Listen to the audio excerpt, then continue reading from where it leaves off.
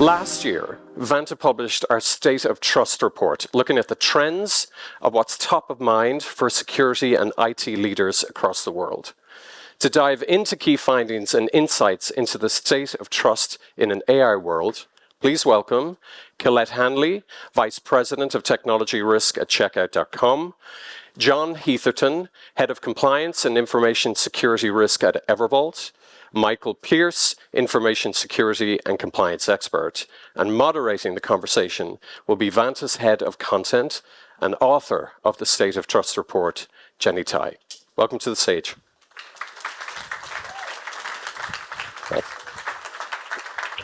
Awesome. Thank you all so much for joining us today at VantaCon UK. I'm really excited to be on the stage here today with Colette, John, and Michael. We are going to be discussing the findings from the State of Trust report, as mentioned, and I know this group has a ton of insight to share, so let's go ahead and dive in. So let's start with one of the key findings from the report, which is that 2/3 of business and IT leaders in the UK say that their organization requires improved security and compliance measures. I'm curious, is this surprising for any of you? And what, in your view, are some of the biggest areas of risk facing businesses? Mike, I know you have a lot of thoughts on this one, so we'll start with you. So I think with the huge increase in accessibility and kind of visibility of data in general, the amount of data that companies collect, the awareness of kind of individual data as well, I'm not really surprised that the security of that data is top of mind. Got it. John, what about you? Yeah, it's similar. I think from a risk perspective, we're obviously seeing a lot more kind of security-related issues becoming more mainstream or in the mainstream media. So I think that brings it to the board, and as VJ mentioned, the board knows about security now. So I think there's quite a lot of things that people need to understand and get right from the outset. People are saying ransomware, it's still very prevalent. Things like email account compromise, so protecting identity becomes critical. The normal kind of things that people need to look after. And those things, given the theme is AI, I think they're going to become even more important as we have one bot generating content related to phishing emails. And so you're effectively going to have a bot interactively engaging with people to try and phish them out of their credentials or commit fraud or whatever it may be. So I think once you kind of understand the risk of where you are, put controls in to mitigate those, and then it's moving forward really from there. Yeah, thank you. So, another thing we found in the State of Trust report is that in addition to this sense of urgency that leaders are feeling to improve security, resources are also getting tighter. We also heard this in the last panel. In fact, we found that only 9% of IT budgets is dedicated to security. I'm curious how you're seeing some of these resource constraints play out on the ground. Colette, let's start with you on this one. Okay, so I think we're seeing a lot of negative impact. We're seeing our workforce becoming more tired, doing more with less, or trying to, or being asked to. We are seeing projects that are at risk of not completing properly, where there's a bit of short-termism in terms of the goals we then set ourselves. However, I think on the whole, it can be a positive driver. As security professionals, we're used to delivering in a context, and if a budget constraint is our context, well, then we get on with it. So I think one of the things that we've been doing is looking at all of our suppliers. Do we have duplication there? Are we getting the best terms with them? And asking ourselves, how do we move forward with them? Another thing is our tooling. Do we have duplicate tooling? Are we using the tools that we've got to the greatest extent? Is there functionality that we're not exploiting? So I think what we're doing is becoming more inventive. We're being forced to become more inventive. We don't have a choice. And it's driving more discerning decision-making, I'd say, in the business. So it's not a complete negative. Yeah, definitely lots of tool consolidation there. John, how about you? What are you seeing with the resource constraints? Yeah, we see it. What we've done is try to look for efficiencies. most engineers absolutely hate verifying false positives. So we've gone down the route of trying to embed tooling that looks a bit deeper than just saying this package has a vulnerability. So is that package and the specific functionality in that package actually being called? So there are some great tools out there at the moment that can actually tell, okay, that package is present, but it's not actually ever called. So you may not have vulnerabilities there. So looking for efficiencies like that tend to help and also make an engineer's life a bit easier so they can concentrate on what they need to concentrate on. But I suppose specifically in our organization, which is a startup, we've tried to do the usual thing and shift left, make every engineer a security engineer and all that good stuff. But I think integrating tools like those that give you efficiencies make the job a little bit easier and easier to get buy-in from your developers, really. Yeah, for sure. Next topic I wanted to cover is regulations, everyone's favorite topic. So compared to leaders we surveyed in other countries, which includes Australia, France, Germany, and the US, leaders in the UK were more likely to cite keeping up with different regulations as a top concern. So in fact, 57% say that staying compliant with international regulations is becoming increasingly difficult. I'm curious why you think that is, and what can businesses do to effectively manage compliance across these multiple jurisdictions? Mike, let's start with you on this one. Yeah, so I think, again, back to the thought of data, particularly individuals' data, whether it's your customers' customers, thinking about how legislations and rules will evolve and adapt, particularly with the introduction of AI. There's lots of new legislations and bills kind of either going through or coming through soon. And I think one of the really important things will be getting full visibility of things like the assets, the data that you collect, but also reevaluating the things that you've done before. So if you've got a website with a cookie consent add-on, going back through and seeing, well, actually, with the new changes, is that still compliant? Is that still doing what it should do? And thinking about all of your other systems and the data that you may have started to collect or teams may have started collecting, maybe without telling you, and just getting a full picture of all of that. And then also trying to keep up to date with the changes in your industry and making sure that you know what's there. Got it. Colette, anything to add here? Yeah, I don't think we're going to see an end to this anytime soon, and it is tough. How do we manage all of these requirements popping up, even if we can identify that they're coming? And I think so. First of all, make sure that we know what's coming. That means horizon scanning with your legal team. It means working with your CISO network to find out how they're handling, how they're thinking about it, how they're handling implementation. The way that I've tended to approach this in the past is try to make sure that your core principles are the highest bar. So we saw this with GDPR. Let's have that as our baseline. And then if we have a local or regional requirement that comes in, then we can adapt our framework, or we can even risk assess. Is this an edge case? Do we actually need to do anything? Or have we decided actually the risk for the business is minimal? We're not going to do it. Another, I suppose, good message here is that the regulation on the whole does force us to become better, because it means we're looking at our internal operations, we're looking at how we're delivering, and we're holding ourselves to account. So it's not all bad news. Got it. John, as head of compliance, how are you managing all these different regulations? Yeah, so things change quickly, new technologies, different geographies coming on board, becoming more mature in the regulatory space. I think engaging with your sales team and your legal team, if you start selling services to another country, they may have different regulations. So I think keeping those in the loop is important. But really, if you can centralize oversight of what your compliance or obligations are as an organization.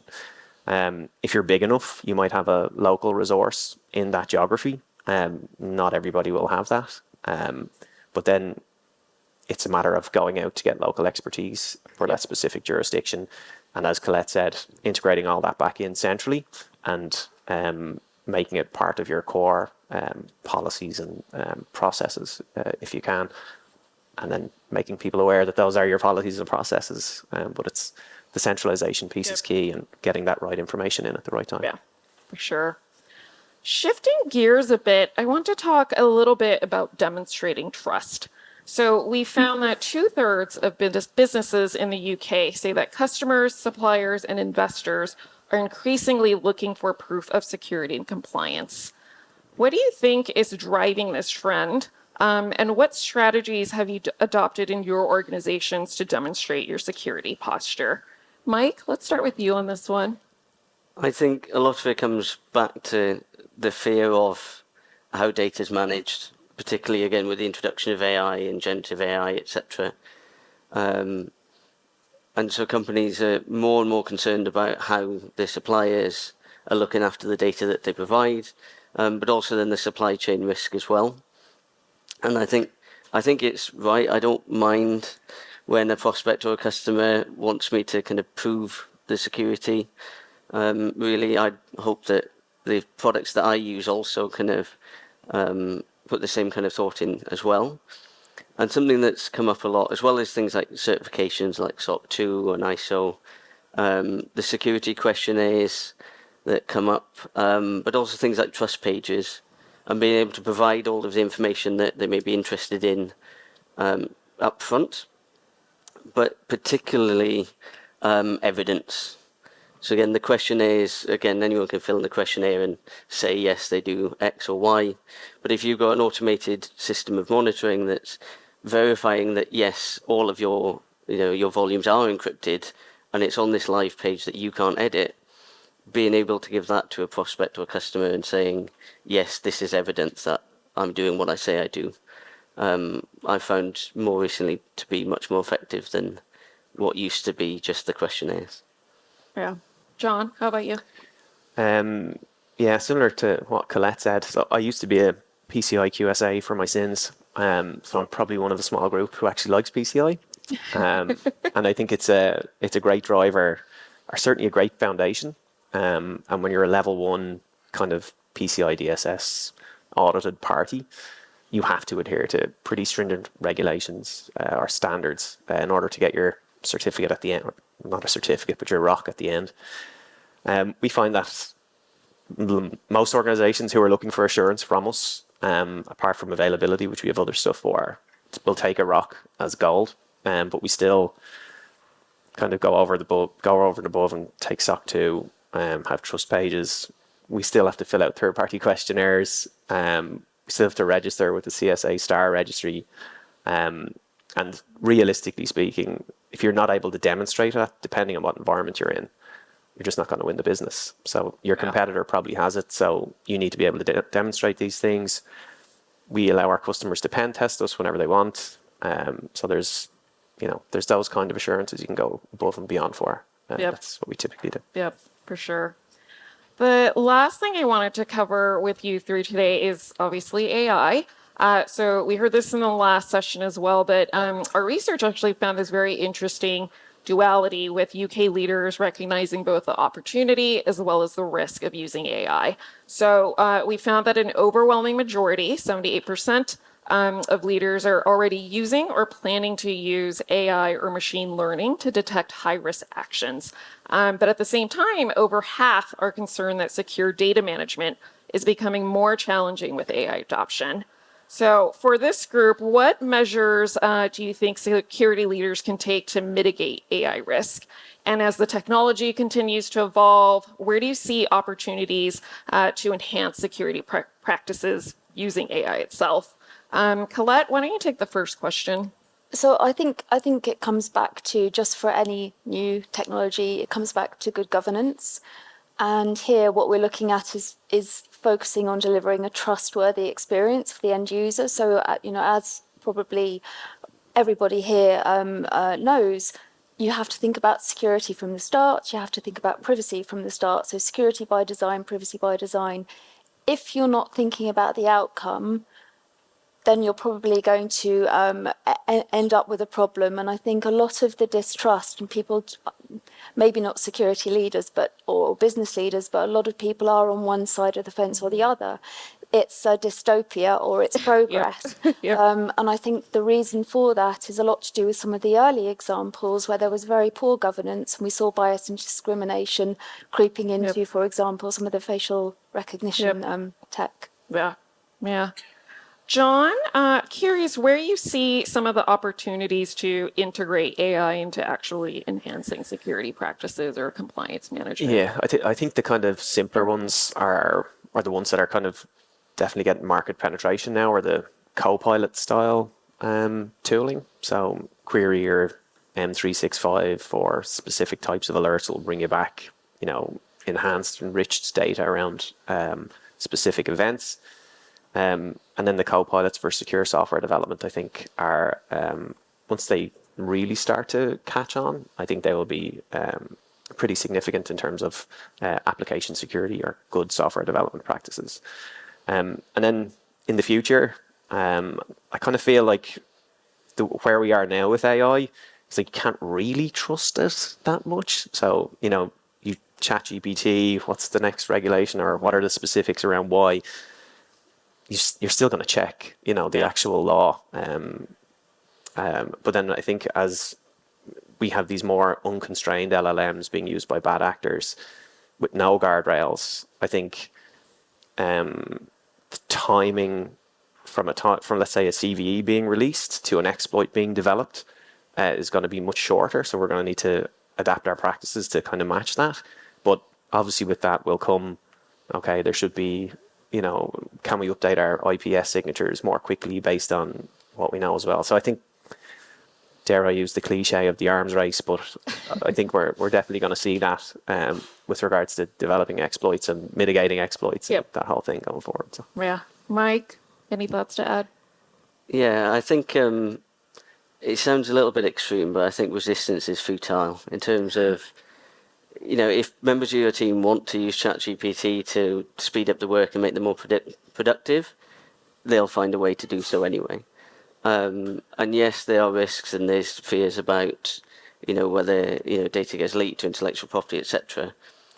But I prefer to try and focus on how I can provide things like guardrails so that they can use those technologies well.